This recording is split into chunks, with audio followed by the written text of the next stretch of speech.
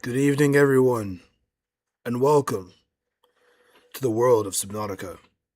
We have a couple things that we need to do just before we get started, but I hope you are ready to go and find the potential of our ocean. Now, you might be asking yourself, well, Chris, this is just a video game. What the freak you mean, the potential of our ocean? Oh, wait, that's the wrong link. That's the wrong thing. Hold up. Grab the thing here. Now you might be thinking to yourself, you might be asking yourself like, oh well, Chris,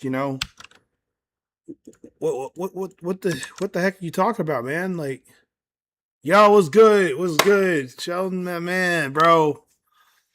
We'll play for it another day.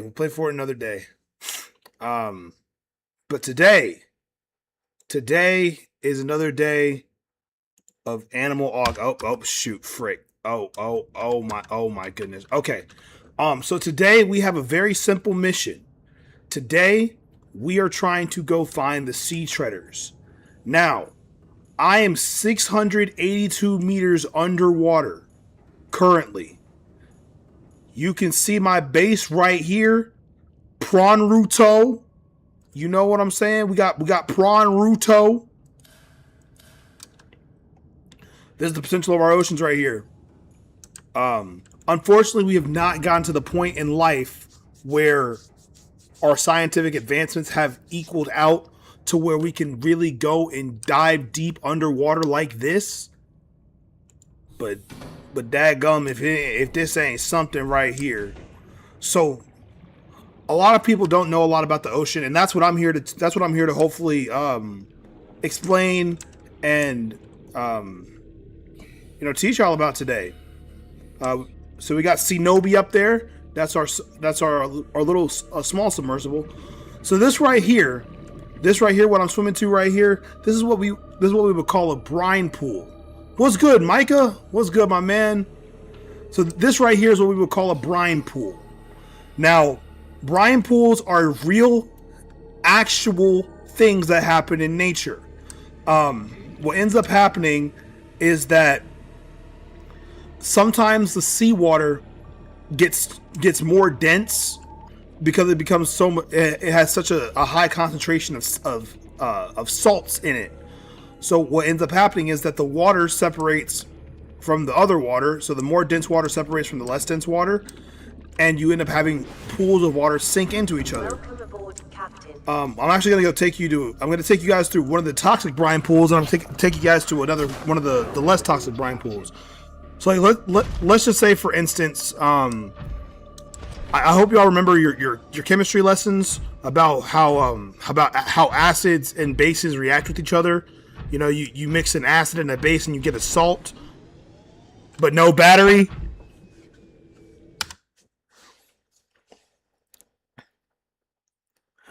Okay, not you know what? To my married viewers, wives, I apologize, because if your husband pulls that out, if your husband pulls that joke out for your future children, that I'll take full responsibility for that one. That's my bad. I'm sorry, wives of viewer, or wives of the chat. I'm sorry. That's my fault. So this is a toxic brine pool right here. So as you can see, there was some type of creature. This looks to be like, so keep in mind, these animals in this game are not real, but these can be representations of what real animals may encounter. So this looks to be the skeleton. As you can see, it's fractured here. So it looks like it was probably attacked by something and had a broken rib. This doesn't look like teeth. This looks like the part of a rib cage or a spinal cord or possibly even a tailbone. But this part of the tail or the part of the rib is broken. The reason I'm inclined to believe it might be a part of the rib is how this is curving up. You can see how this part of the bone is curving upward, kind of like that rib cage like structure to protect the lungs or protect the internal organs, like maybe the heart or the liver of whatever this creature used to be. Now, this creature died some time ago, so it's been dissolved away by the water and started decomposing and whatnot. But you can see that the water here has the water up here is nice and clear. It's very easy to see through, and we have a lot of bioluminescence here. A lot of deep sea creatures past the twilight zone actually do have a bioluminescent capability. And bioluminescence just means that the animal itself can create and illuminate light, or elicit light. I mean, emit, not elicit, emit light. But you see how this water here is more greenish, and even now you actually have a brine waterfall. You can see how the. Okay, well let's. You can actually see a brine waterfall here. You can see how the more dense water that's more salty and more toxic to living creatures. You can see how this water is actually still more dense than the water is still more dense than the water we have here. So what's really happening is actually the water that's less dense, it's floating off of this, and you end up having this phenomena here, where you end up having a brine waterfall. So like right back here, even though it looks safe, if I were to jump out, I would be immediately starting to get eaten away by acid, because that's what this brine pool is made of. Now that's just one brine pool. Let's go check out another one. Also, I hope y'all like the base. You know, I haven't been in Subnautica in a little while, but you know, we might be back sooner than y'all think. You know what I'm saying? Y'all have no clue what I'm talking about. My mom said she gonna probably play Subnautica this weekend with me. We gotta get her into the deeper parts of the game. She's been slacking off on this game. As you see here, you actually have a ray-like creature. So this is a ghost ray. They're called well, I'm not gonna say they're called rays because of some type of specific reason, but you can see that this ghost ray resembles that of a normal manta ray or stingray that we would see here on Earth. You can see that the wing, oh heavens. You can see that the wings right here, how they're flapping in the water. So the ray is somewhat kind of flying through the water. And then that tail at the back there, that tail is likely full of cartilage. Thankfully, this creature is not one that is venomous and does not have a venomous spine that could stab and injure someone or possibly poison somebody. But you can see how in its movements it has its lungs and all that, like the ghost ray specifically in this game is called so because its skin is translucent, likely due to the depth at which it's swimming in, because there's not much light down here. So to make it more camouflaged, and it's hard to draw it in video game form, like a clear transparent skin without giving it some kind of bioluminescence. But essentially what this is supposed to be representing is that this deep part of the ocean, since there's so little natural light, what ends up happening is that the animals start to develop almost translucent or transparent skin, because there's nothing to reflect the light off of, and it helps them kind of keep their silhouette hidden, because it breaks up the pattern of a solid mass. So any light that is in the deep dark ocean at this point, so it's like if my headlights were shining on it, if this was a real animal down deep in the ocean, kind of like the purple manta ray, what would likely happen is that my lights would go through the animal, and hopefully the darkness around it will make it less visible, because any predator animal around it wouldn't really know what it's looking at. It would just see some smaller shapes that may not look like prey or maybe moving erratically. Let's continue. So you might have heard me say, "Oh goodness," or "Oh my lord," or whatever I might have said just a moment ago, and that's because of this large predatory creature down here. Now, this large predatory creature right here, this is a juvenile. This is what we call a ghost leviathan. This is a ghost leviathan juvenile, which means it's a younger one. Also, right there, over there to the right of it, is actually called a river prowler. Now, both of these creatures are extremely dangerous predators, but what I want to focus on with right now is the ghost leviathan. Its long translucent body that's also emitting a bioluminescent glow is reminiscent of something like a giant eel, or sometimes even like a large squid-like creature that you might see deep underwater, because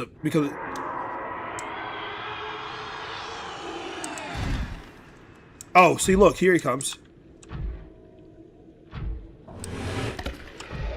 He just took a bite of the ship, but you know that's okay. Our ship has some durability on it. We're just down here. We're in his domain. So the fact that it probably took a bite out of my prawn suit, despite not really knowing where I fell out of the water from. I would say from the sky, but like technically we're still all underwater. It didn't know where I really came from, but the reason it was able to find me anyway is because. Oh, okay.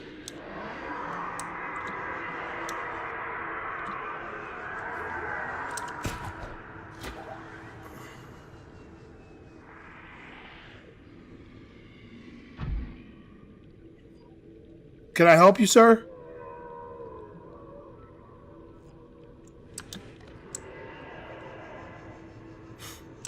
Sorry, y'all. So, sometimes these sea creatures get a little rowdy, you know. Oh yeah, Isabu, the three tails.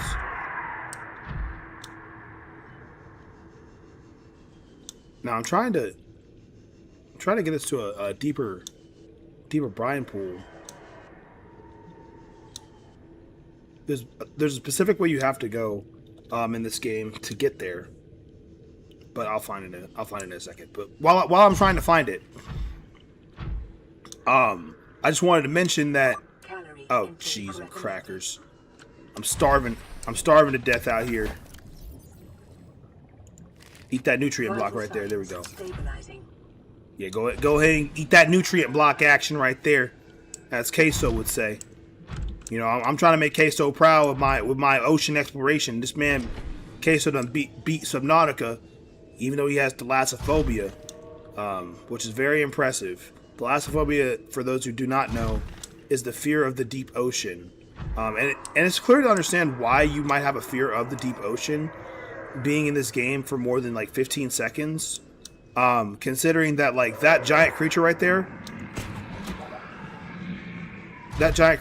just wanted to eat me. Now see, I just hit him with a little juke move. Hit him with a little juke. We're good. And also, we're trying our best not to disturb wildlife in this episode. Oh, okay.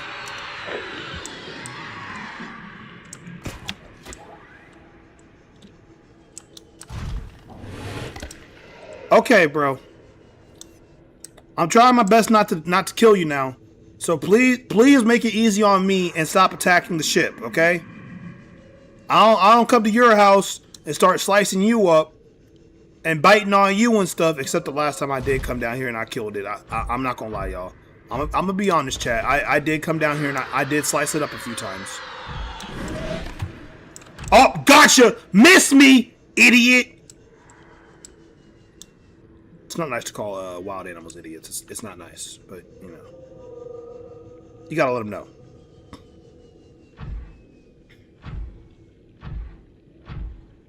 What was I saying? So yeah, so the Ghost Leviathan in this game is bioluminescent. It's much similar to how, like, some of the large predator species underwater, like deep underwater, also have a bioluminescent glow about them. If I'm not mistaken, I could be wrong, but I don't think I am. I could be mistaken, but I don't think I'm wrong.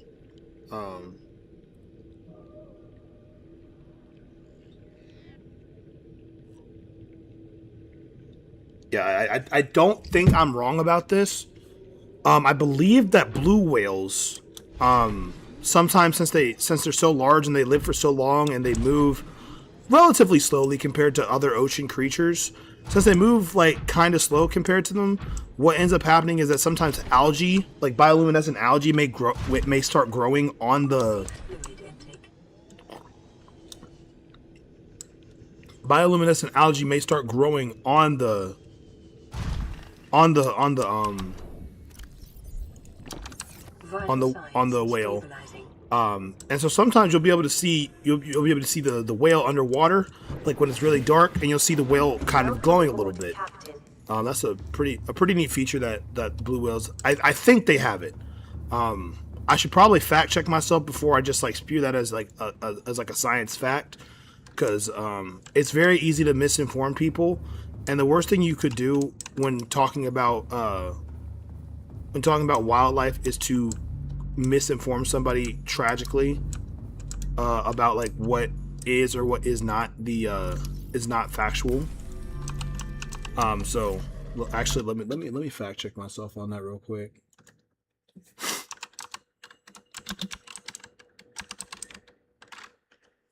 Bloom and essence.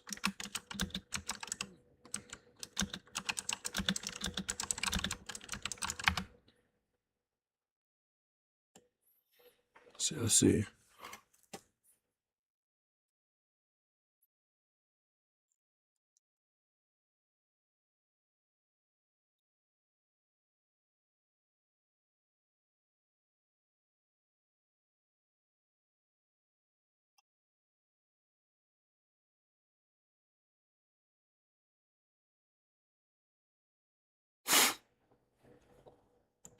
Okay, we're gonna pull this up right here. This is an actual article. So like I looked it up. I got the little AI overview, but this is an actual article that covers this. So the whale that glows with bioluminescent algae, marine world whales. Blah blah blah blah. This is not important. This is not important.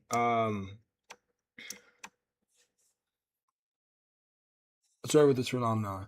Although any whale can display the effects, some species are more frequently observed glowing behaviors. Humpback whales are most commonly reported with this. They often feed in shallows and nutrient-rich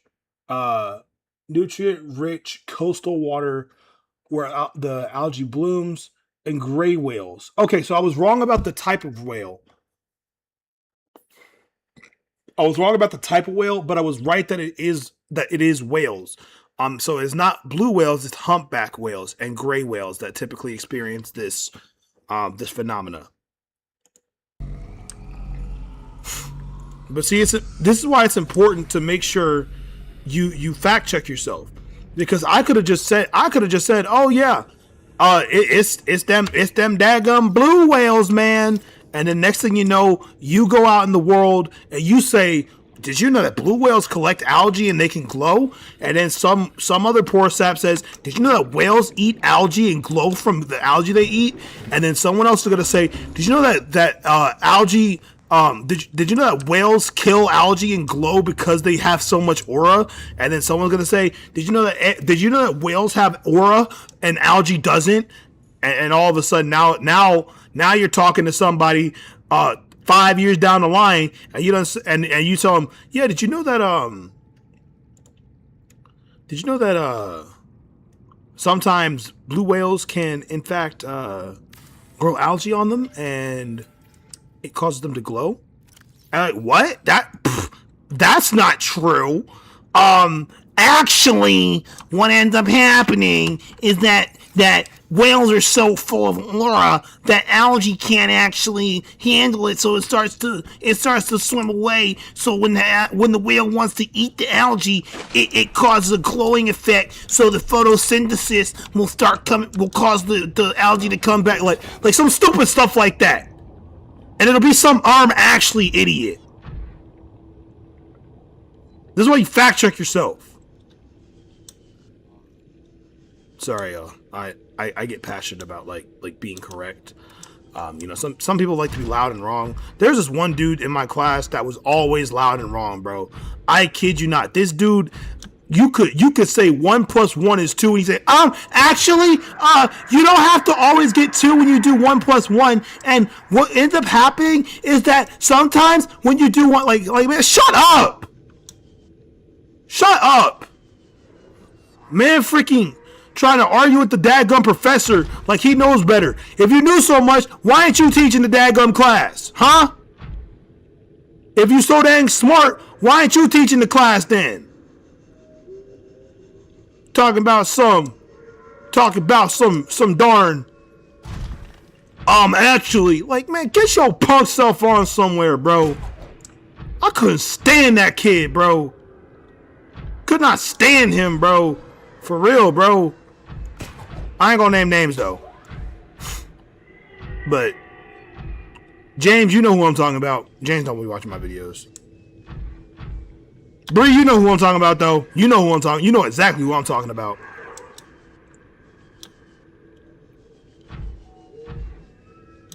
Where in the heck is the other part of this cave? I'm trying to find the part of this cave where like I know where I am. Cause there's like two parts to this cave, and I think I'm on the other side of it actually.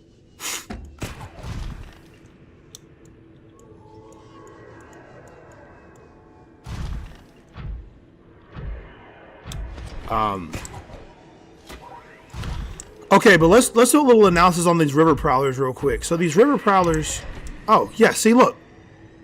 So this river prowler, you can see how it has like these tendrils that are flying, that are like kind of falling off the back of it. Those are used to pull prey into its mouth, but you can also see that it has like those large, sharp, protruding teeth at the front of its face. That's to help latch on to like larger prey animals. Now this is not an apex predator in this scenario or in this area. This is what we would call like a sub predator.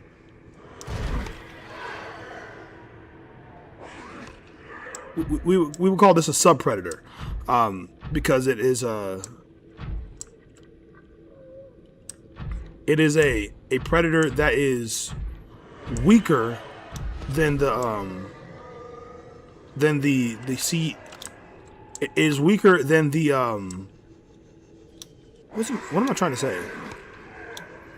It's weak. It's not the dominating force in this region. That's what I'm trying to say. It looks like it does get pushed around and bullied and out-competed for food by the ghost leviathan, but that doesn't mean that the animal itself is weak.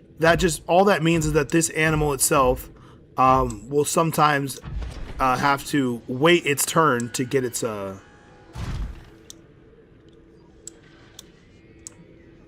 sometimes have to wait its turn to get its fill. Drop.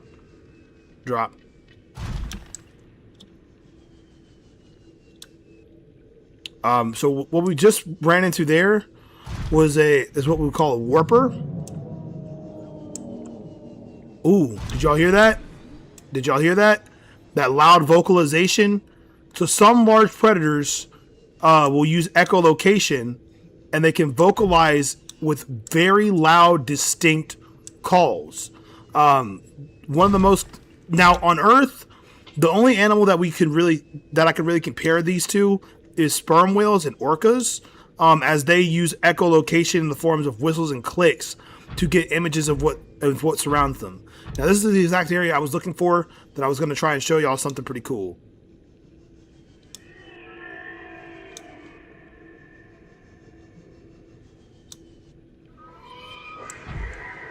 So this is the skeleton of a sea dragon leviathan. They call it a leviathan just because of like how large the animal it is. But this is the broken down remains of a sea dragon leviathan. Now, as you can see, because I'm a hop. Ooh, I can scan this. Do I have my scanner on me? I do have my scanner on me.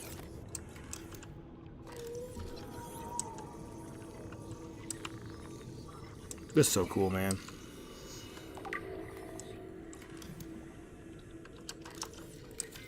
We're gonna repair our little ship thing because we need to. So as you can see here, you have claws that are larger than my entire body. You can see that this claw is about the size of my whole body. What that tells me is this creature is not made for hunting small prey. It may be extremely territorial. Now, you can obviously read the Subnautica database and everything like that, but it's obviously probably territorial. And you could see with how I am able to just completely swim into its mouth, it would not take much for this animal to devour me in one gulp. It would literally not take that much at all to be devoured in one... to be devoured in one gulp by this animal. Now, that's a big fish. That's a big mouth. That's a big fish.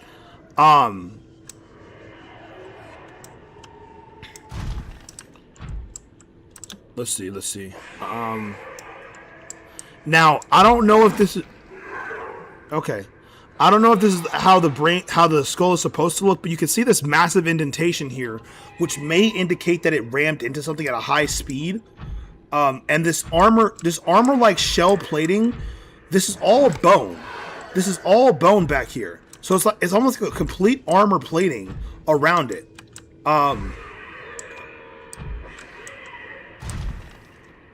So it's like, oh frick.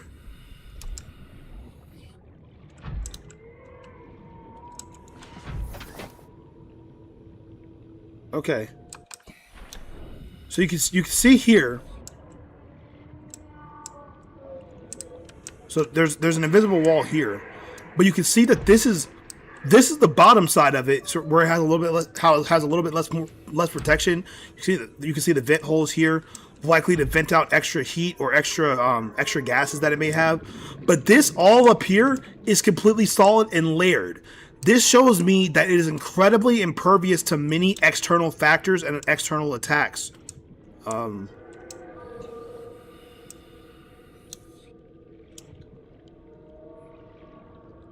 I was gonna say, like, where'd my thing go? Dadgum thing to knock my prawn suit off the dadgum ledge. I can't be having that. I don't deal with that very well.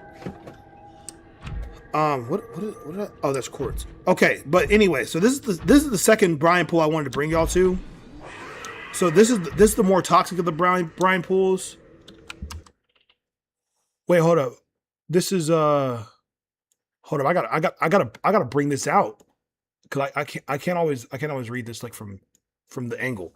Okay, let's see. This is from Doey. This is from Doey. Yo, bro, just wanted to show some real love for your stream because you're genuinely got crazy potential, and I'd love to connect with you on the top Twitch streamer who pulls thousands, has over 61. He actually helps smaller creator active chat, loyal supporters, and sub gift and donate. Add on Discord at Incitin Esports and tell him Laycon sent you. I mean, like, you know what? Maybe, just maybe. I'm not big on trusting stuff like that because like at the end of the day, people can do anything and you can make a bot type anything, but I'll look them up. I'll look them up. But I appreciate that. If you're a real person, I appreciate that, man. But this is the second brine pool I wanted to show y'all. So okay, thank goodness I actually did upgrade my stuff. So as you can see down here, we have some deep shrooms. Now, in the deep ocean, you will sometimes see fauna that looks bleached or has less color. That might be as a survival tactic. It might be as a camouflage tactic, or it could be a representation of what kind of stuff is around it. So this is the in the game it's called the membrane tree, but this is a completely different kind of brine. So you can see that this is also a pool of water, but this pool of water is safe for me to swim into. It's completely safe for me to swim into. And it's because it has less, it's less, what am I trying to say? It's less toxic to a human body. It's less toxic to the human body. So swimming around down here is completely fine, but this is still considered a brine pool. It might be because the water here is not as salt heavy as the other brine pools that are higher up in the ocean table. And this animal is obviously sick. You can tell that this animal is obviously sick. You see the green pustules on the epidermis of the skin. not great for it. You know what I mean? Not a great look. These are these are deep shrooms. They're highly acidic. And it's, you know, honestly, I don't think I saw any deep shrooms around the area where the other brine pool is. These heavy acidity mushrooms might be drawing out the acidic nature of this brine, causing it to be less toxic to people and animals and plants that go into it. Now, most times, in most cases, when you're dealing with the brine pool in nature in real life, any animal that finds its way into the grass or into the borders of a brine pool usually dies. It's almost guaranteed that the animal will die. Because the water is so much more dense, and it just starts to sap out the it starts to sap out the water that would normally be in there. So it can be very it can be very dangerous for any creature to get into it. Even a person protected with their even a person protected by like their dive suit would still be susceptible in most cases actually, to a brine pool. Now, this is a huge membrane tree. This is just a huge membrane tree. We can't really interact with it other than scanning it, and we can't break into it to get any of these eggs. But you can see that there's eggs in here, and just because of the in-game lore, the only reason I know this is because of the in-game lore. These are these are ghost leviathan eggs. Now, the ghost leviathan is the thing that we saw over there. So they hatch from here, and they swim out of this nice, safe, cool, non-toxic brine area into the more dangerous toxic brine area. Now, that wouldn't normally be that. Now, like, these animals have been in this game, they've been coded to survive that. But when you look at it from the natural perspective of things, this is how most animals will lay their eggs. A lot of animals will lay their eggs in a space where, like, a lot of sea animals will lay their eggs in a space where it is safe for their young to grow. And then when the young gets large enough, or the young gets strong enough, because not every creature has to get large. Not every sea creature gets very big. Some creatures are very small. Some creatures are even microscopic. But the idea that I'm trying to get at is that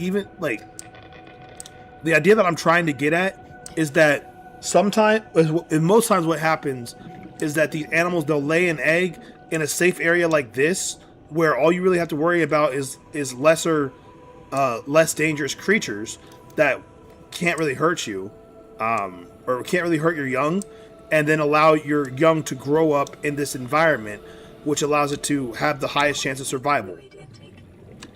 So we're gonna go ahead and take a little water sip. Vital signs stabilizing. But that's just in general what happens here. I'm sorry to do this, but we got to make sure we eat. We got to make sure we eat something.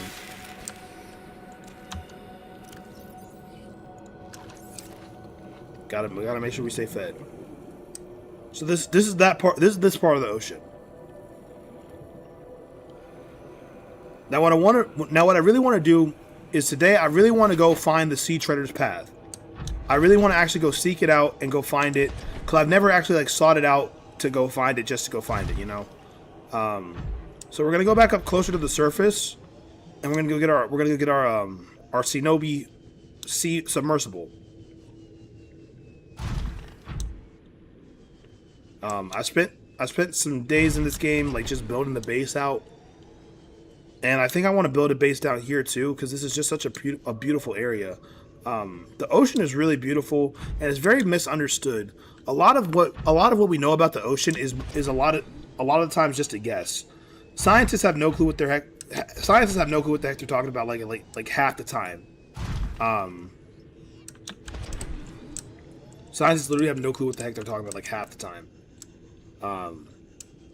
Like at one point they thought that colossal squids and giant squids just were super rare and endangered, but yet every time they would find a sperm whale that died and look in the stomach, it had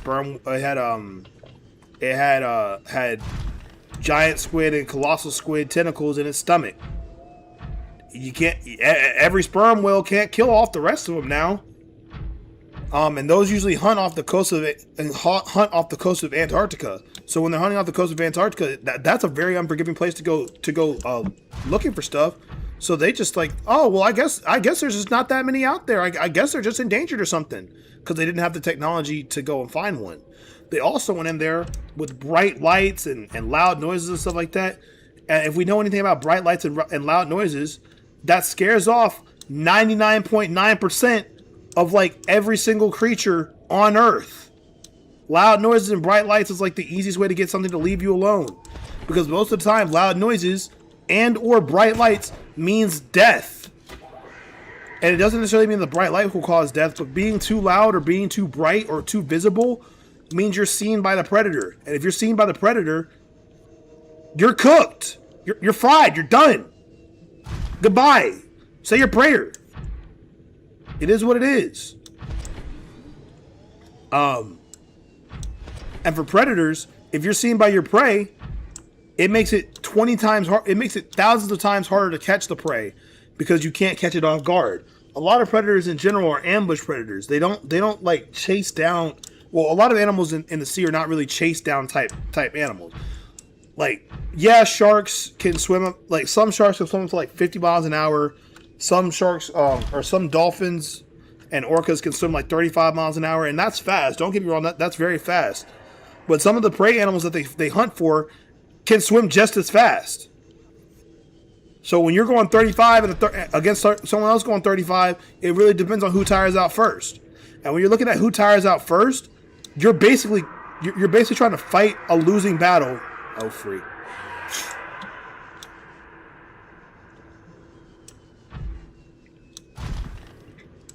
When you're going with who runs out of energy the fastest, you're fighting a losing battle every time. If you don't have the stamina that the predator animal does. And if you're the predator animal and you don't have the stamina that the prey animal does, you're cooked as well. There's nothing you can do about it. All you really have is a GG, good luck.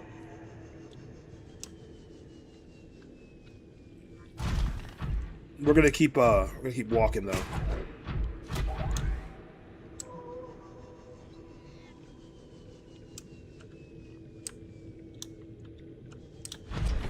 This is how we're gonna get out of here. I think it's this way actually. Yeah, that looks like the place.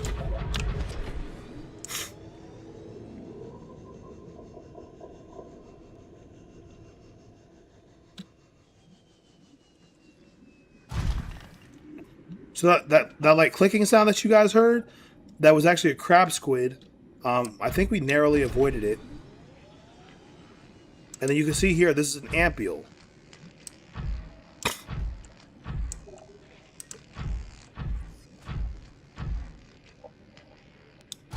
Piece of the aurora right here.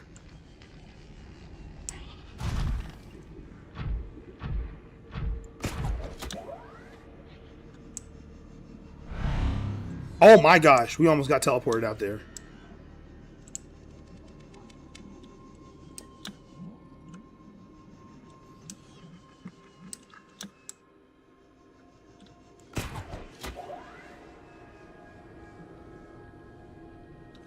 We almost got teleported out of our prawn suit. That was a little scary, I'm not gonna lie.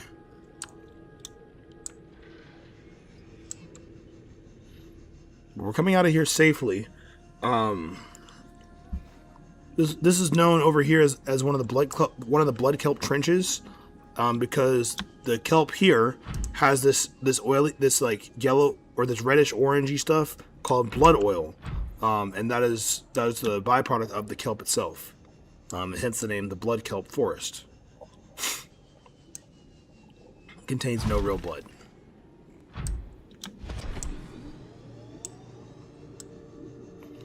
Now the thing I like about this area right here is in most places it's a straight shot up.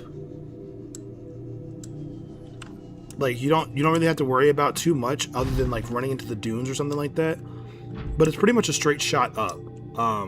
It's one of the to me it's one of the safest ways to get out of this pit, known as, you know, the Lost River.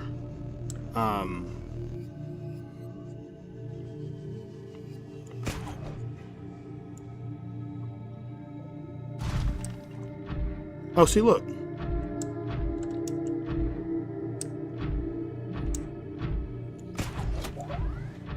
Now, unfortunately, I do think we are in the dunes.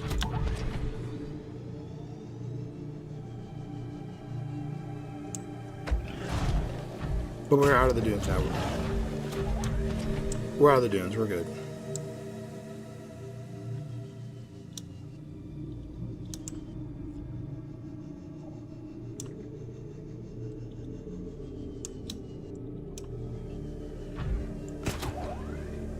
Just use that as a little rushing spot.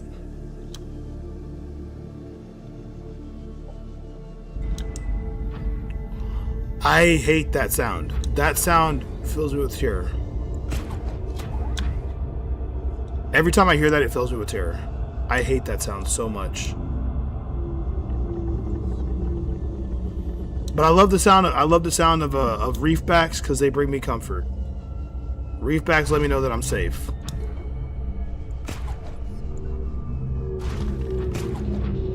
So these reef backs are like the whales of this world. Like, there are whales in this game, but in terms of like what a reef back really is, these are essentially the whales of this game. Very large sea creatures that move at a consistent pace, and all they really do, they really just be vibing. Am I gonna fall off of this reef back?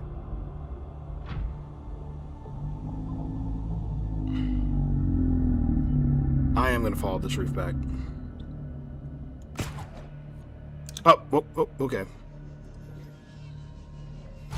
But yeah, so that's a reef back. Pretty cool. But yeah, they're kind of like the whales of this game. In general, very peaceful. Not really trying to cause trouble. Not really trying to mess with anybody. Trying to just, mind their business. Keep it moving. Keep pushing. You know what I'm saying? It's what they do. Don't know why no one else is here, because everybody been watching Minecraft. I guess now that I'm underwater, nobody wants to see the underwater part of stuff. But I can't play Minecraft every day. Like, I could, but I don't want to make y'all get sick of Minecraft.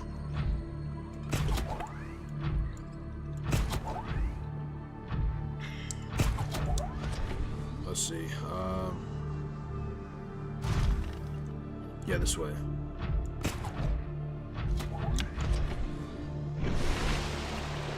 Oh, let's go.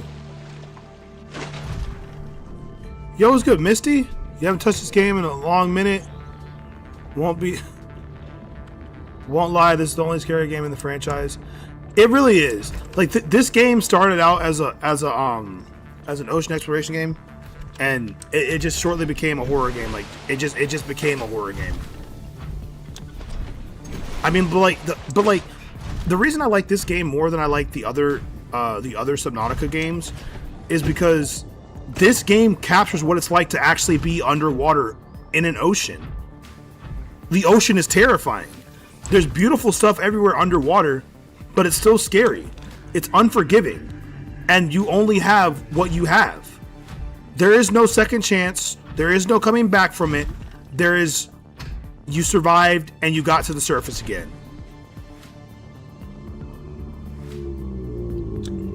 Pair that with the fact that most of our submersible equipment can't even get past half of the depth that this game allows you to get to, and you're looking at a recipe for like the imagination to run so wild that it's impossible to fathom anything crazier.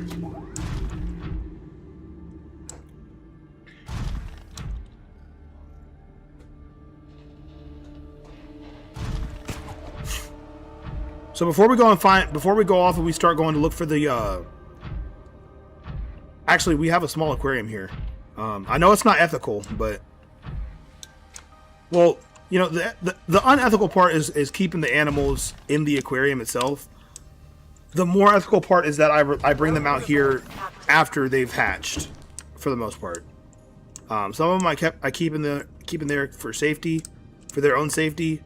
And I'm also trying to preserve some of the species here because we still have not cured the planet of its disease. So I want to be very mindful that, these creatures are very susceptible to potentially, dying.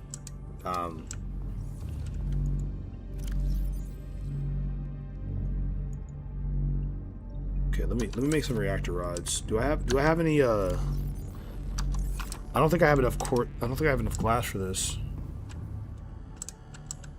Rubies, titanium ingot, magnetite. Rubies, let's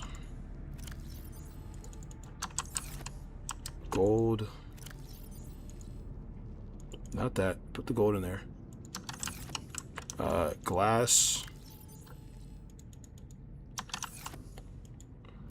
Okay, let's go make some nuclear fuel.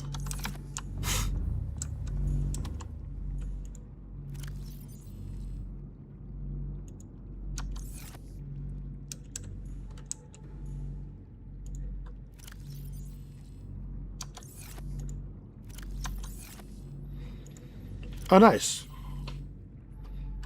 That was the exact thing I needed to put it in. Okay, great. Let's go make this Forest. Other games trying too hard to be scary. Oh, Forest. The other games trying to. Oh, for real. I thought you were trying to say the Forest. I don't know why I'm reading Forest. For real, the other games are trying too hard to be scary, and the sound design is genius there too. The deepest humanity has been underwater is about 35,849 feet. I know for real they feel like the gravity room in Dragon Ball Z. Yeah. It's really crazy to think about it, man. Like how deep underwater we've been. But you got to think, like, we've been deep underwater, but we've only been deep underwater in one spot, you know? You mean to tell me if I have to... I need lead. Every daggum time I need to make something, I always need some freaking gosh darn lead. And I never have lead on hand. I don't keep lead on hand. What is this? Ion cubes? Put these ion cubes in here, bro. Put that in there. Lithium, gold, silver, rubies, titanium ingot, magnetite. Where the lead at? Where the lead at? I throw this in here. Kick the bioreactor on real quick. Cause we gonna need this backup fuel.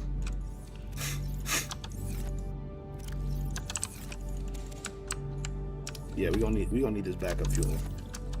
And let me eat these.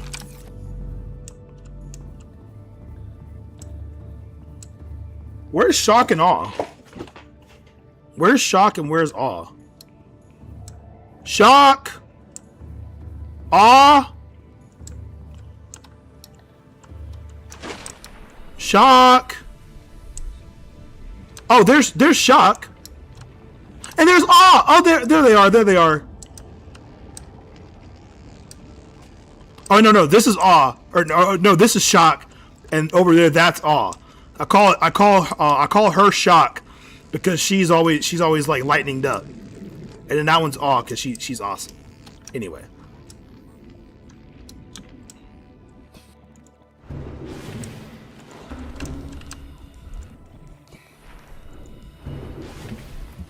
This game, bro, I'm telling you, like, it don't make sense sometimes. But yeah, there we go. I was like, I wonder where my pet ampules are. So I have this aquarium here. This is like kind of a self-sustained ecosystem right here.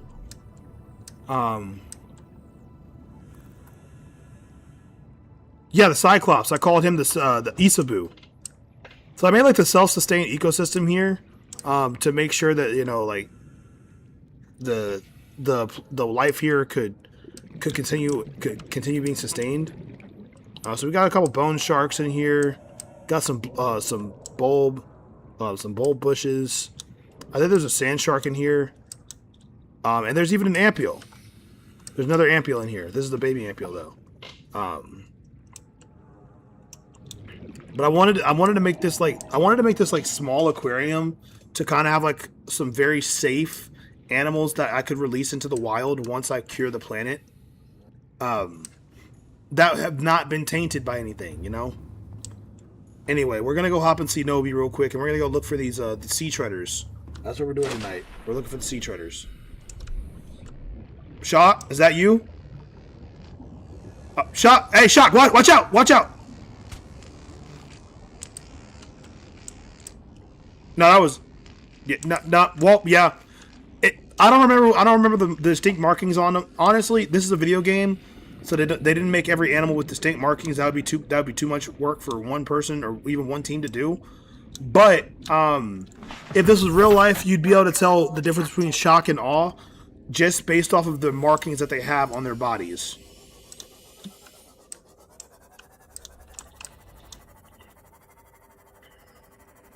And, you know, since I hatched them from an egg, I'm not going to tell you how I got them from an egg, but, like, since I hatched them from an egg, like, see, that's definitely shock right there. That's shock right there. And then that's all over there. Seek fluid intake. Yeah, whatever.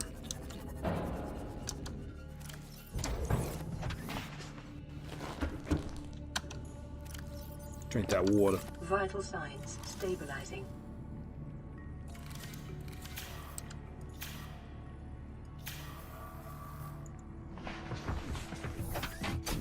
Let me drop out. All systems online. And then repair it up a little bit.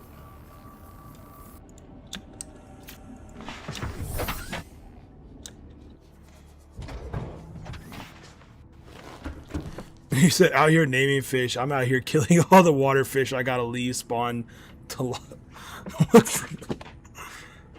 Hey man. See, sometimes you just gotta know what you're doing. That's why I didn't name all the prey fish in there.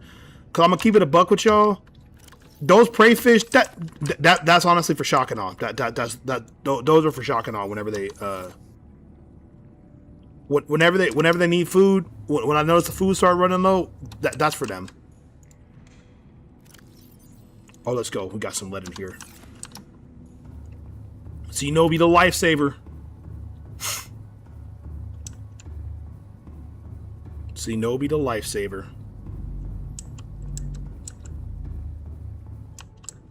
Because the last thing I want to happen, I don't want to let my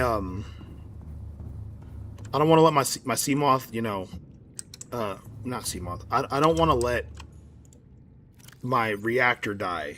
That would be terrible. Actually, let me grab this bleach real quick. Make some water for the trip.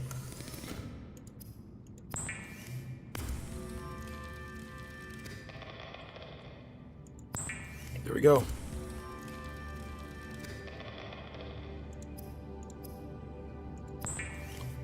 Now, I think this should go without saying. Don't carry live reactor rods on your person. Like, that's very dangerous and not healthy at all. Don't do that. Don't carry them on your person. In fact, keep them as far away from you as possible at any given time.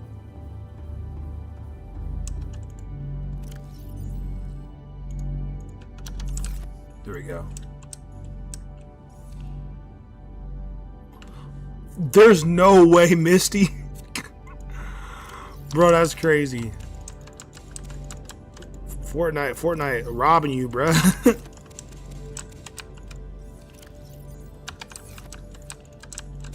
All right, let's see. Let's go put some fish outside, and then after we put some fish outside, we're gonna go look for the sea treader's path.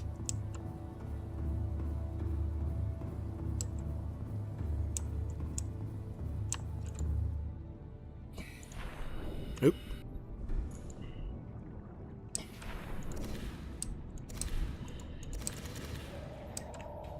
Do I have another Oculus in here? Let me release the Oculus. I don't think I have another Oculus, so I don't want to put the Oculus out there.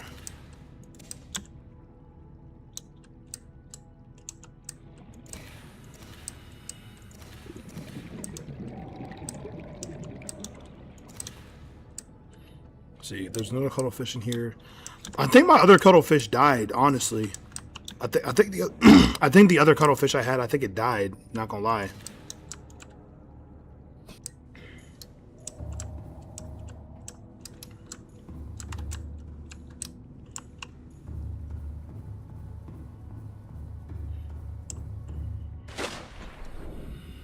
Alright, let's release some of these fish. Who's... Oh, heck, no.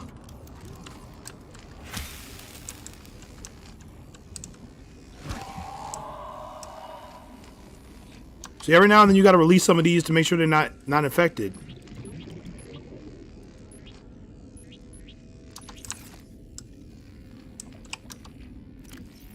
Yeah, we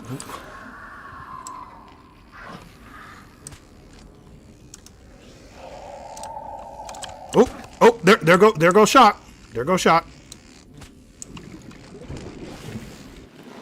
Welcome aboard, Captain.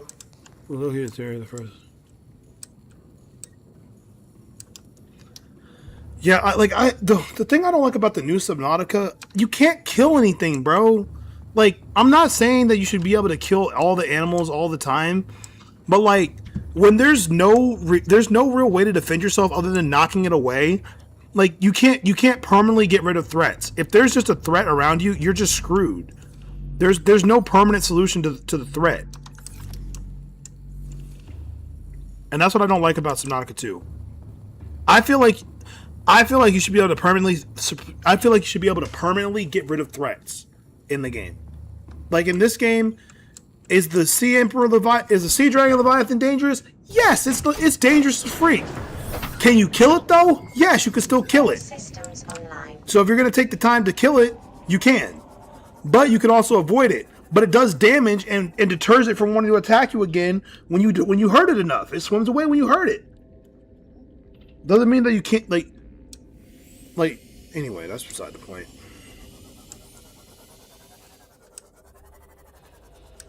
I don't even know what squid you're talking about, bro. I haven't seen the squid yet. Well, let's go find these sea treaders. Let me look up a map real quick.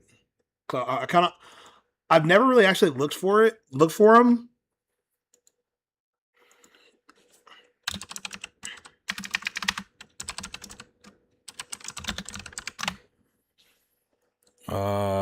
Map.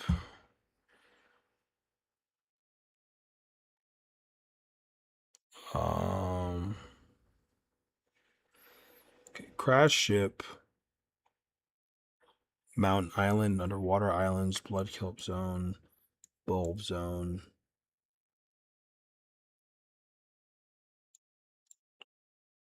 Dunes.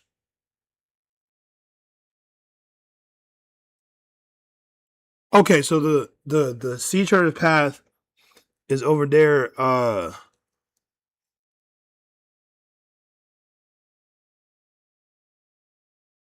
It's over there by the Grand Reef. Okay. Collected Leviathan. He's there. He's usually easy to run into near the end of the curve. Oh, okay. Yeah, I haven't gotten to the end of the current release stuff. Me and Iceman were playing it, and then I kind of just fell off and never got back into it.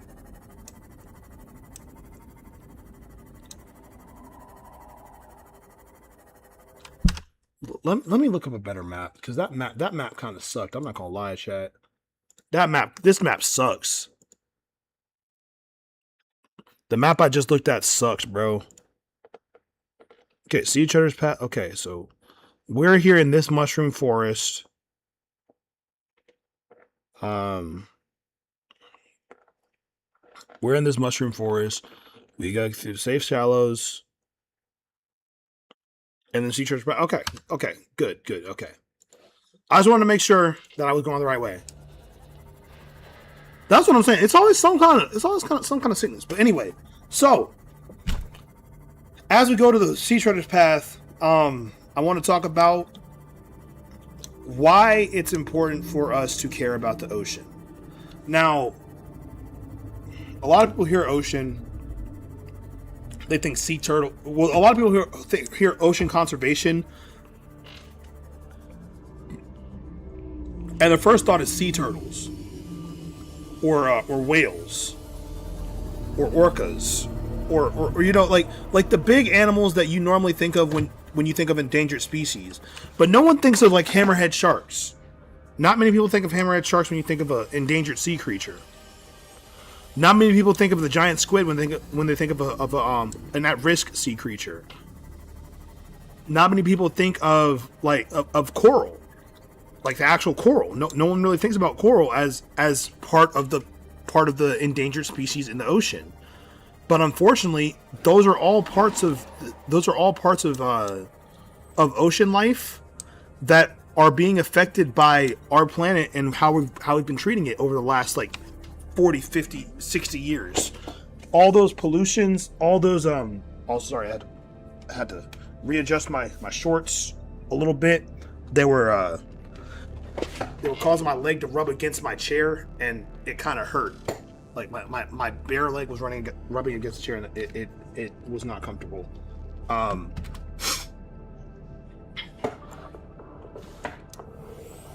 So yeah, a lot of people don't naturally go to the idea. A lot of people don't naturally go to the idea of tiger sharks, whale sharks, coral. Everybody thinks about the leatherback sea turtle, but they don't think about the other sea turtles out there. I think there's one called the giant sea turtle, or maybe it's the giant leatherback. I forget which, or the green sea turtle. There's the green sea turtle and there's the leatherback sea turtle. They're two different turtles. People forget about how a lot of whale species were hunted to daggum near extinction.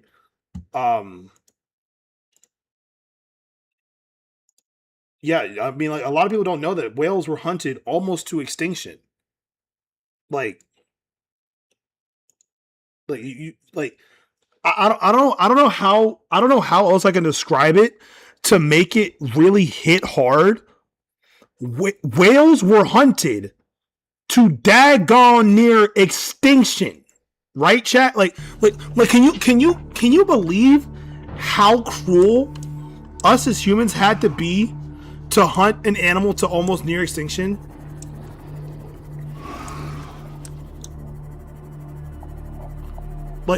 And it really is. It really boils down to it really is just greed. It really boils down to that. And even though I only have a small platform now, I really want to get into the space of conserving the planet, because I was watching Christology stream earlier today, and a lot of y'all who are here a lot or who watch a lot of the videos, y'all hear me say all the time how I hope and dream to have a son or a daughter in the future, to teach my son how to play football, teach my daughter how to dance, or teach my daughter how to play baseball or softball. I want to have a child in the future. But with the way that the planet is going, it makes me almost second guess it, because the last thing I want to do is, because I know for me, I didn't ask to be here. I wasn't born by my own choice. I didn't get a say in whether or not I was here or not. I just was. Dag nabbit, you stupid spadefish, freak, man. But I didn't really get a say on whether or not I wanted to be here or not. And so, if I'm gonna have a child, I want to make sure that the child that I have, this is the sparse reef, I think. I want to make sure that any child that I have is brought up in a place where they are safe. That is a Reaper. Them Reaper, they be using that echolocation, man. I'm telling you, the echolocation is a superpower. Find you no matter where the heck you are.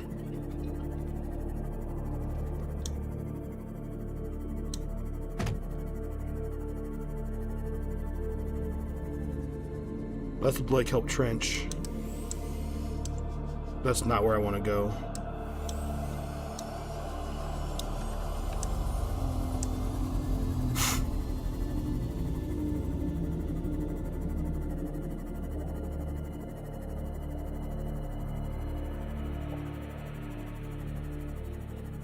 I just want to look around real quick.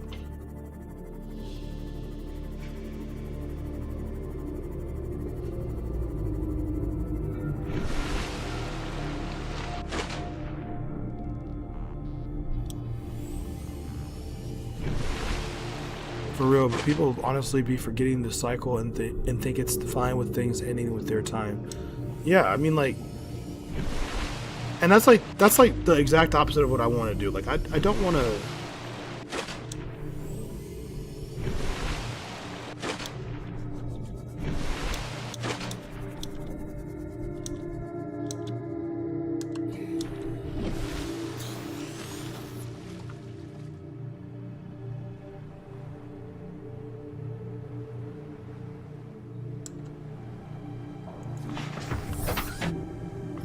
Okay, I think I'm going the right way.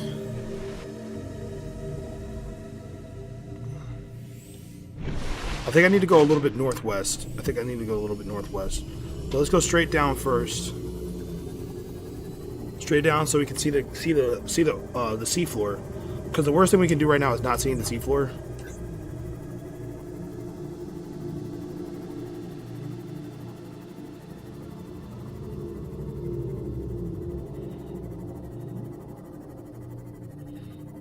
Okay. Let's save the game. Because we're gonna go through some dangerous terrain.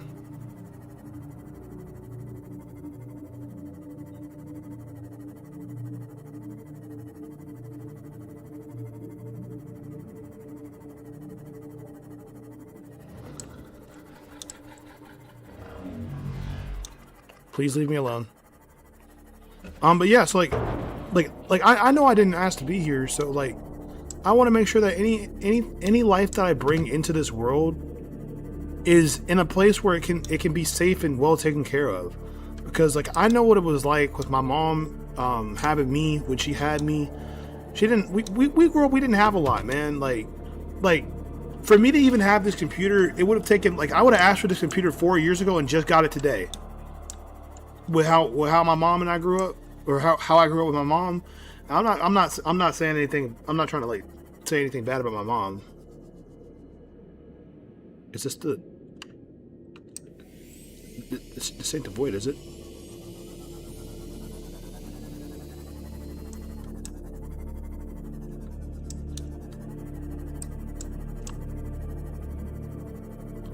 That's the crater drop off. That is the crater drop off.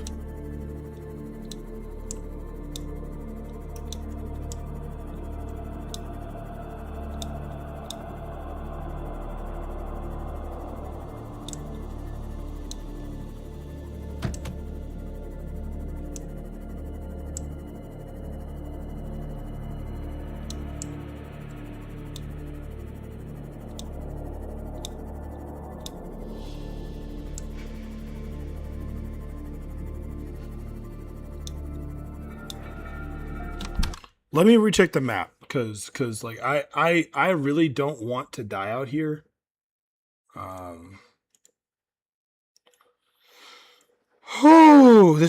I forgot how scary this game is. Holy mackerel.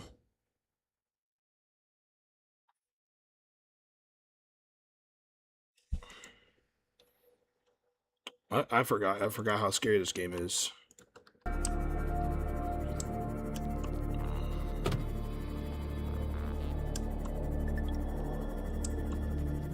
Hug this wall.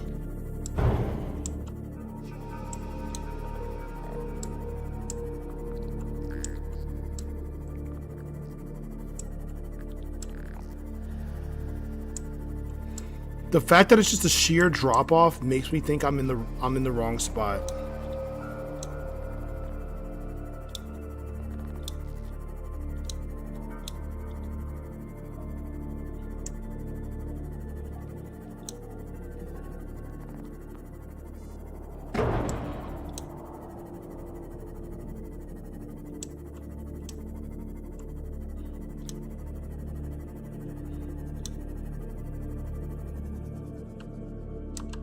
Let's take a quick repair break.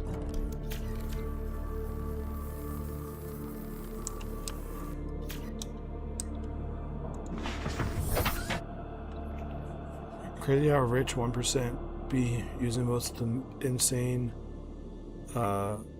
mental gymnastics and holding on the money because of the inflation in the country and the economy like it isn't a concept created by them. Yeah, exactly. Like they're just creating a feedback loop for themselves to like kind of get what they want. Oh, that's just a sand shark.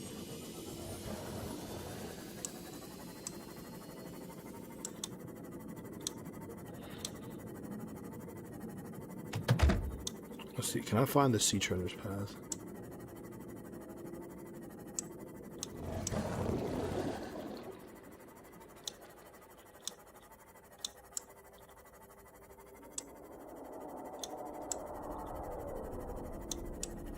That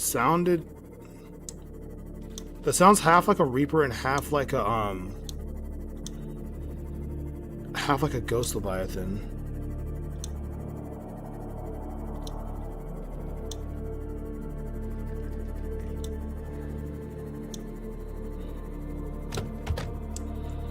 I'm about as far west as I can get, right?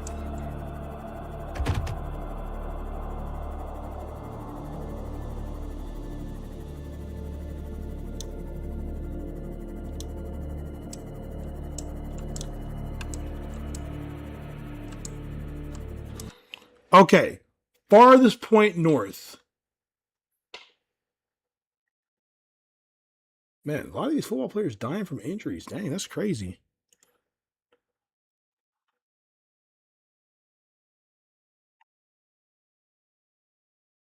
Okay, I'm very far north. We're going to go south. We're going to turn around. We're going to go south.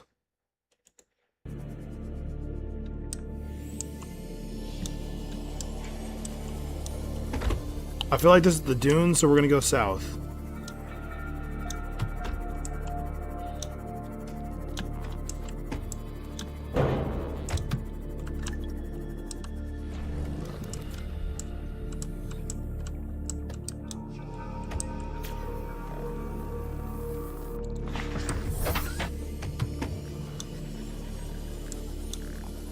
Oh, oh my gosh! Why is it all over? I appreciate that, Krim. Oh heavens! Oh my god! Oh god! Oh no! Oh no! Oh no! Oh no! So the Reaper Leviathan is one of the apex predators in this world.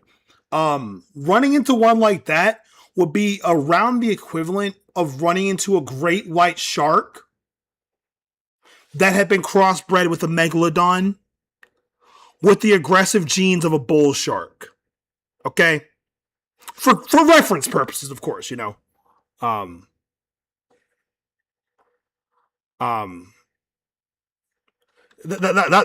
what I'm saying. Like even though I know I can kill a Reaper, I'm still terrified to run into one. Even though I know they're not that bad, I'm still terrified to run into one. Cause the freak do you mean you can just blow up my sea moth?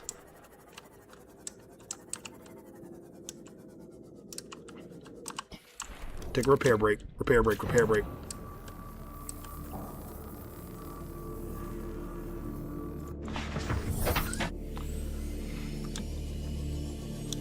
Yeah, I mean, like I gotta agree with Misty, cause yeah, you can make a game story based, but like when your whole selling point of the first game. See, Krim, this where you and I gonna disagree on this one. I feel like if your whole basis of the game was built around being an adventure survival semi-horror game, then you should have some of that. You should have that root related to your story in the first place. Like, this game is scary because there wasn't a story at first, and it got us. Like, this game didn't have a story at first. It got a story after the fact. At first, it was a sandbox ocean survival game with large creatures that you'd run into. You'd scream a little bit. Ah! Oh my gosh! What the freak? Holy crap! And you have your fun. You get scared. You watch your favorite YouTuber get scared, and then you call it a day, right? But when they added a story to it, it was so people could actually beat the game. The purpose of the story was to have the game be able to be beaten.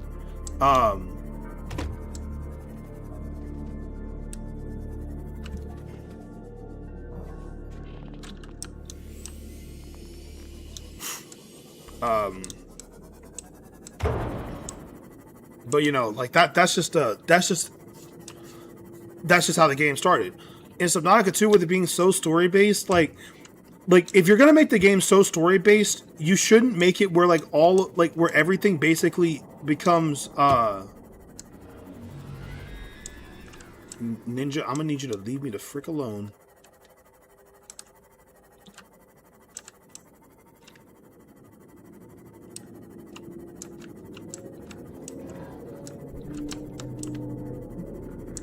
Miss me with that bullcrap. Got him. Broken ankles. Red dot him. Weaved. Weave Nation champion. Okay, this is the sparse reef, I think. Damage to plant life on this. We found it! We found it! Be the migration path of a huge bottom-dwelling life form. Chat, we found it. We just gotta find them now. We found it. Now we just gotta find them. Keep eyes on the warper. Eyes on the warper.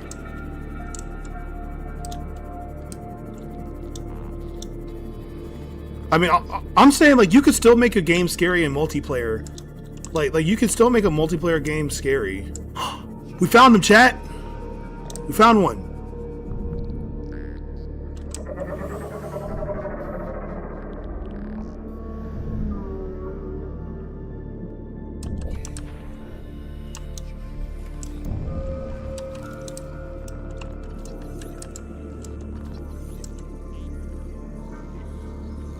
Go to scan it.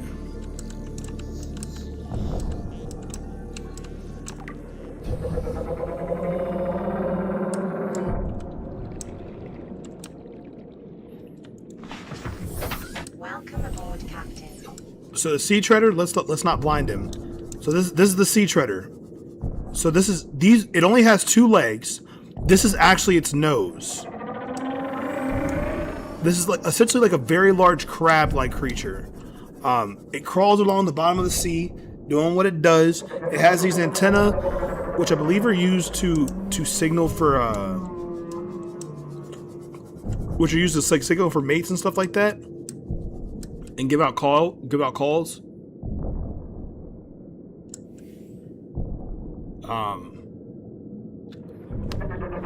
But what else? Like, okay, I can't split my attention between the Subnautica debate and ocean life education right now. So we're just gonna tackle one at a time. So number one, I feel like Subnautica 2 could have been scarier, and I would like to see it be scarier in future updates. I understand they want to make it very story based. That's cool and all, but I still want to see it become more scary, like and have like some of the features we had in Subnautica 1, like being able to kill the creatures, but they have a large health pools. Like you don't know how much damage you're doing. All you know is that you're defending yourself every time that you get hit. The fact that you can't even kill like the small animals, like to eat them. You have to like actually catch them.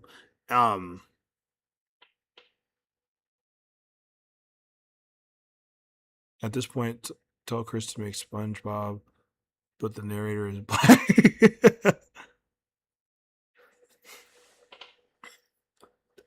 I mean, unless they Browns coach had a profane reaction. What the heck?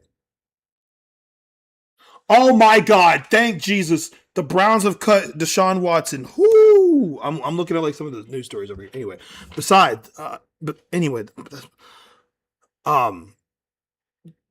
did they update the game to where the animals are all killable now? Did they update it? Because last time I checked, there's no knives. You can't ram them with your freaking ship. Can't saw them in half with like a drill blade or something like that. But what I was trying to say is that in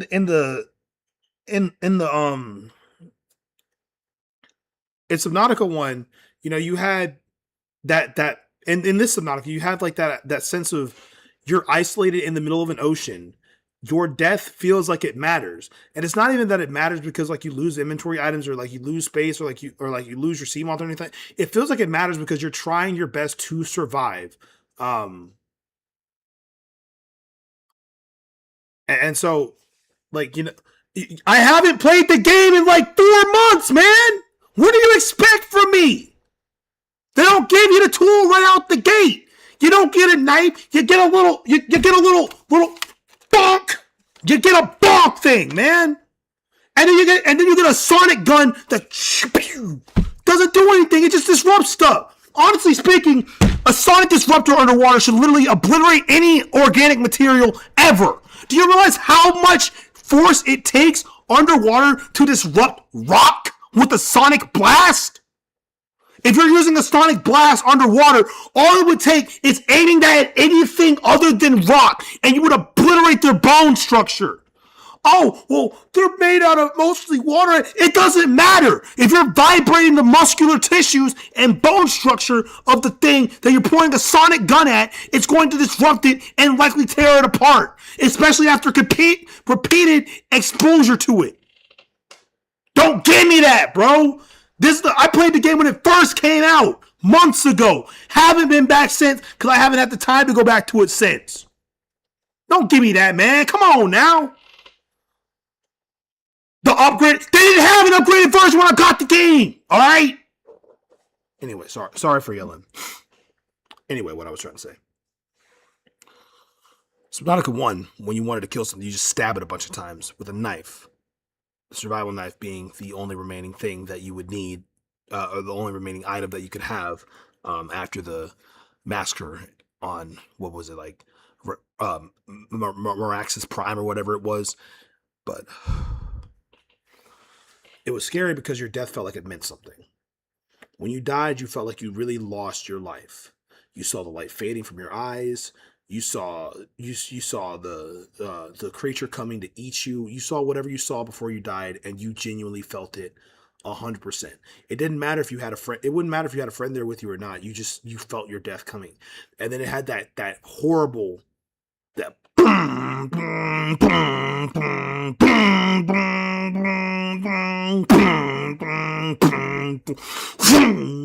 And then like you come back to life, you know. You know what I'm saying? Um,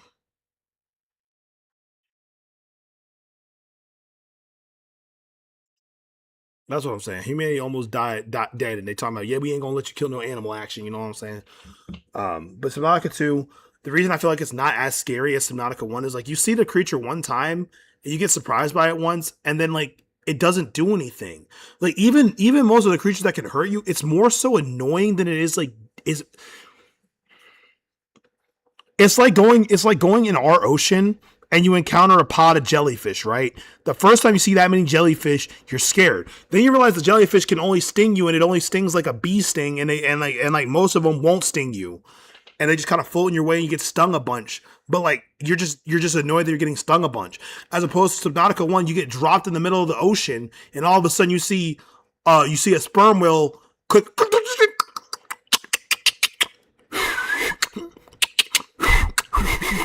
And it's like making the whistles and calls underwater. You hear, and then you hear like the orcas like,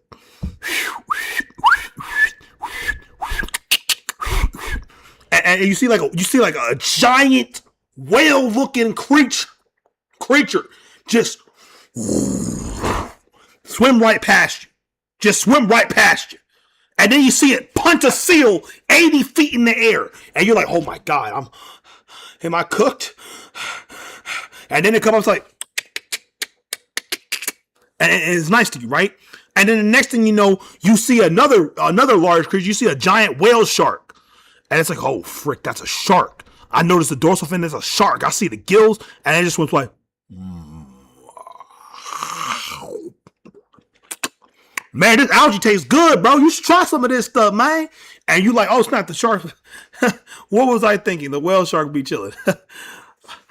Oh man. And then the great white jump scare. See, I know y'all got scared by that right there.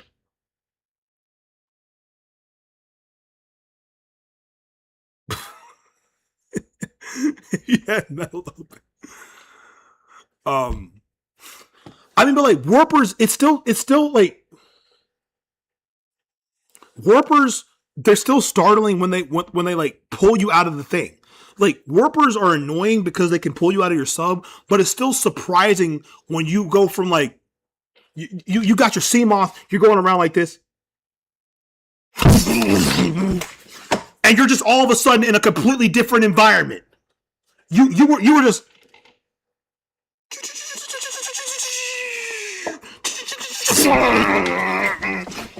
And next thing you know, you're in the middle of the ocean, just ripped out of your sea moth, bro. Just ripped out of there. Like, come here, like that's the type of energy you had with the warpers. These things, they just like, I'm gonna come get you. I'm gonna come, and that's what you get. That's what you get. It's not scary. It's just annoying. It's irritating. It's bothersome. It's bothersome. You can't kill it to make it stop until you get apparently the shotgun. We'll call it the shotgun. But even in this game, it would be hard to kill stuff. You have the stasis rifle, which could freeze it. It'd be different if you could freeze it and then get yourself away from it, because then it would give Subnautica 2 the ability to make more deadly creatures that you'd actually have to use a strategy to escape. You can't outrun a Reaper Leviathan and a Sea Moth. You just can't. You can't outrun a Ghost Leviathan and a Sea Moth. You can't. You can't even get deep enough underwater with a Sea Moth to encounter a Sea Dragon Leviathan. And you definitely can't outrun a Sea Dragon with a prawn suit. But you know what you can do? You can shoot it with a stasis rifle and then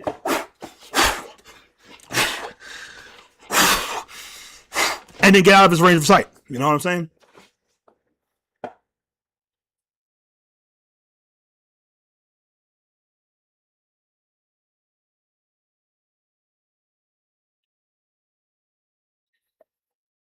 You forget that you already complete the gameplay loop.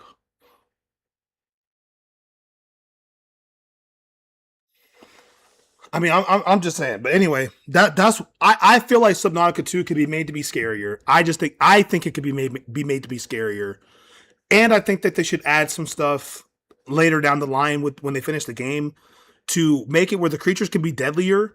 It's not so much of a joke when you die. Like you actually feel weight when you die, and when stuff attacks you, it's not necessarily telegraphed. Like a Reaper, you have a giant creature coming at you, mouth open,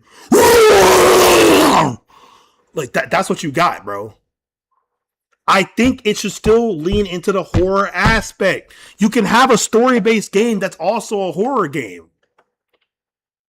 Like you can have a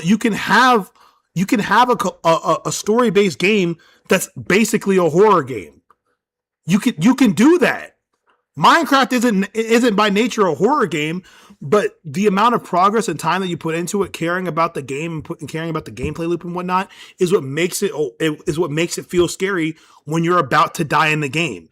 They make sound design. They make they make like certain enemies hit harder. You know what you're doing, you know? And that's what I'm saying. Like if you can just avoid the thing, it defeats the purpose. If you can just avoid the thing that's going to kill you, what? If you can easily avoid the thing that can kill you, don't put the thing in the game. If I could play Five Nights at Freddy's, right? If I could play Five Nights at Freddy's and the whole time I could just like code myself to not be seen by the animatronic, don't put the animatronic in the game. But you know what Scott did that was genius? He said, okay, well, you can put the mask on, you won't be seen, but Foxy can still kill you. Oh, and you need to wind a music box. And you have like 1.3 seconds to put the mask on when they see you. Genius.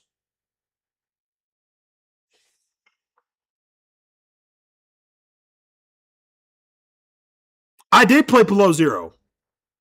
I played Below Zero, and I had the same feeling about Below Zero. I thought the game was not that scary. Plus, the story sucked. The story sucked in Below Zero. The game was scary like twice, and then after you got scared like the second time, it was fine.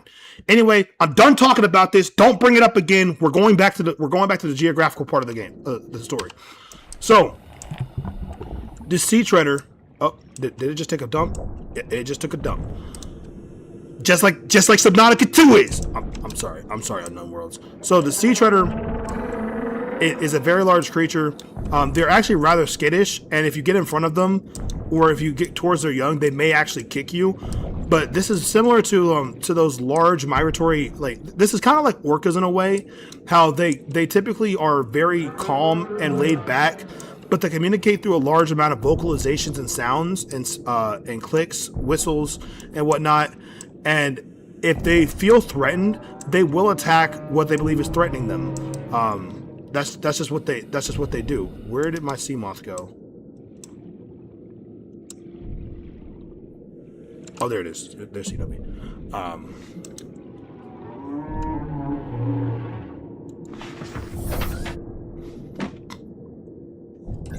I wouldn't even say it's FNAF 2 Glaze. I'm just saying that it was a really good decision to make it where like you can't just avoid the whole time.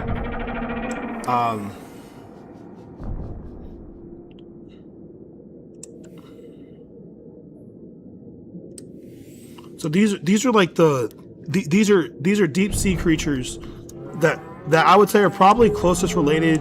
If I had to relate them to anything in real life, I would honestly relate these to like giant squid.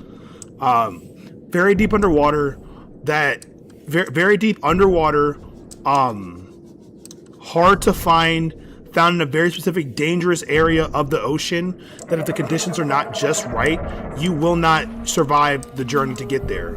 That's just it is what it is.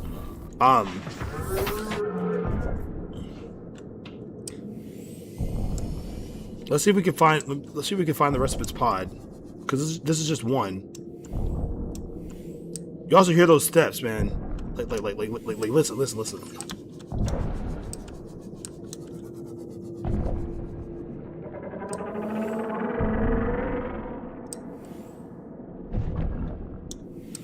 That's some weight and that's some power behind each of those steps. Judging by how deep underwater, 312 meters, that's like 1,000. That's over 1,000 feet. So you can see that the sea treader has some natural bioluminescence along its antenna, like right here. It has some natural bioluminescence along its antenna and along its outer shell, which is similar to how some deep, like I've been mentioning for the last like hour, how so many deep sea creatures that are this deep underwater typically have some type of bioluminescence about them. And the actual interesting thing here is that this is actually not the type of bioluminescence that you would want to have deep underwater. However, being such a large creature that is not likely to be attacked by any other predatory animal, this is fine for the sea treader, because in such deep water, most of the light that you would be able to see because of how wavelengths travel, or how light travels in wavelengths, red wavelengths are practically invisible. Well, I guess you would probably want to have this then. Red light is practically invisible to creatures that deep underwater. They lack the conical receptors in their eyes and the processing ability to see the color red.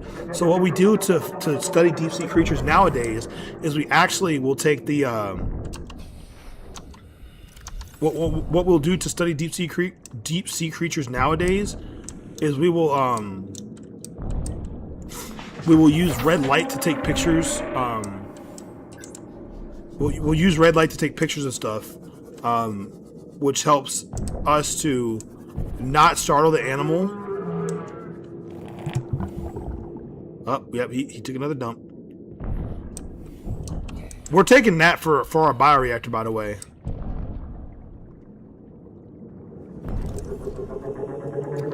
Calorie intake recommended. We're putting that in our bioreactor, by the way.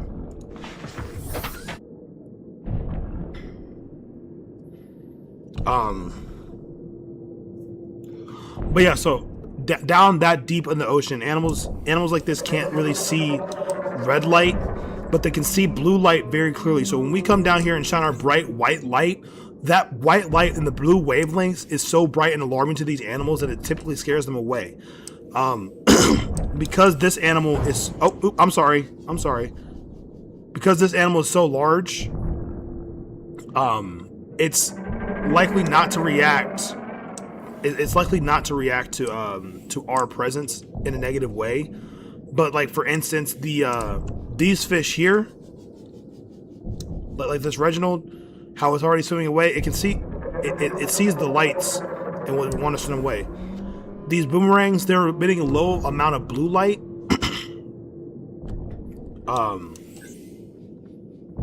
And that's typically seen by predators or sometimes prey. And usually so like that's actually how anglerfish hunt. Because the fish can't see in the red wavelength, and they see in the blue wavelength down that deep underwater, they have this bacteria. They have this bacteria on the tip of their their little dongle on the top of their head, and that antenna or that little dongle is full of a bioluminescent bacteria that glows like a bluish color. And I believe they have the ability to change how bright or how much light they allow through that skin membrane to make the light either brighter or darker. So they can kind of make it pulsate and kind of glow to kind of draw fish in. Also, fun fact: all the anglerfish you see pictures of are all women. They're all females. So every anglerfish that you see pictures of that have like the real sharp teeth and the lure on the top of their head, they're all female. The male anglerfish is actually a much smaller creature that typically will swim out in search of the female's chemical signal and then latch on as basically just like a sperm tag. And so when the female is ready to lay eggs and reproduce, the male is already dead. It's just left its reproductive fluid in order to, you know, it's left its reproductive fluid to reproduce with at any given time. But anyway, thank you for your time, Mr. Sea Treader.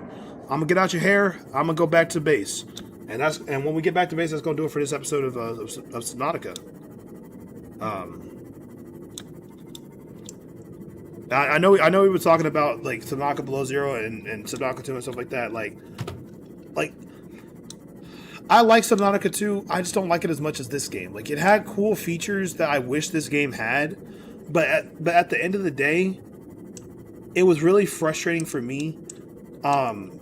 With like the excitement that I had exploring and searching for stuff, being scared by creatures I've never seen before, trying my best not to die, trying to trying to capture that feeling of absolute dread, and like being so deep underwater all the time, like to figure out what you need to do to survive and get to the next point. Like that to me was what made the game fun. The story elements, I could go and read the story elements as time went on.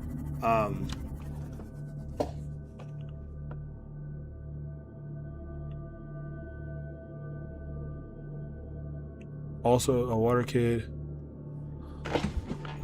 Oh no, starvation imminent. Seek calorie intake. Don't get it twisted. I love space too. I love space just as much, if not more, than the sea. But that's another thing that I really loved about Subnautica 2 or Subnautica 1. The game felt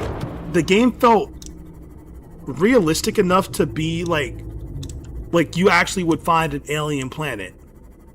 What are the odds? I mean, like there's obviously like honestly, I think if they made it like you had a hydrogen planet or something like that, like a planet of full on hydrogen, or like you didn't have to like I understand. I actually do like the mechanic where you have to like get genes to splice with your body to consume like flora and fauna and stuff like that.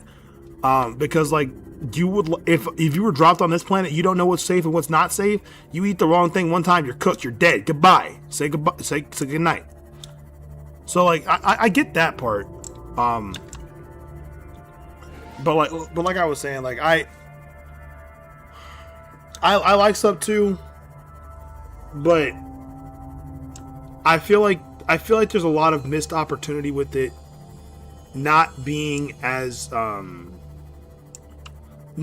grounded in what the game was before. It doesn't feel like the game is grounded, like the game isn't grounded in the same roots that it used to be grounded in. The first game was grounded in sandbox, free roam horror. This one is kind of like linear story. Search around until you find exactly what you need to find, and then like that's the game that you get.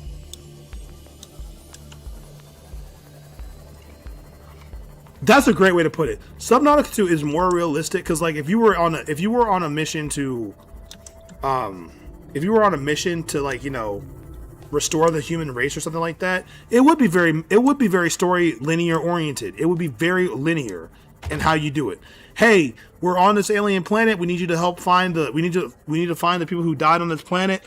Go here, find this, grab this, make this, find this, grab this, make this, do this, and you got it. You're done.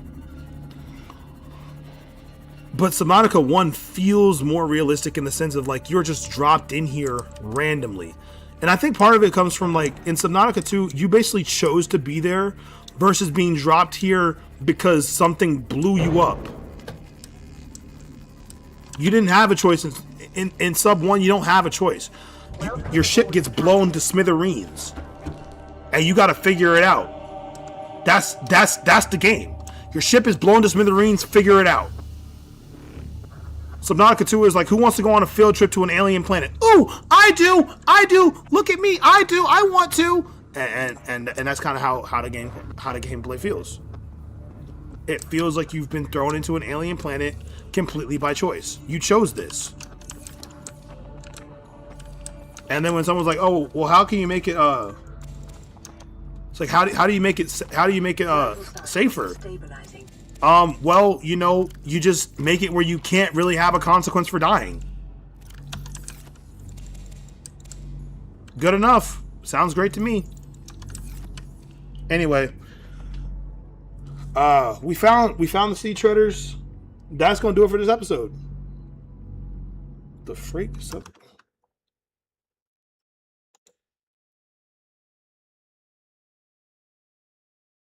Interesting. Yeah, the video.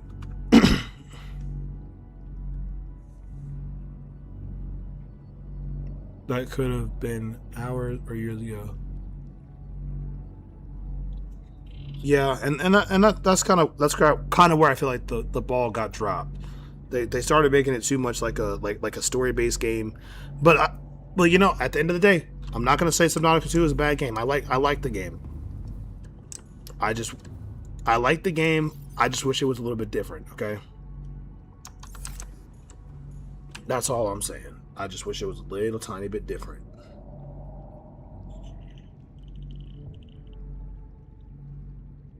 Oh man. Okay, but anyway, we found the thing. We're good.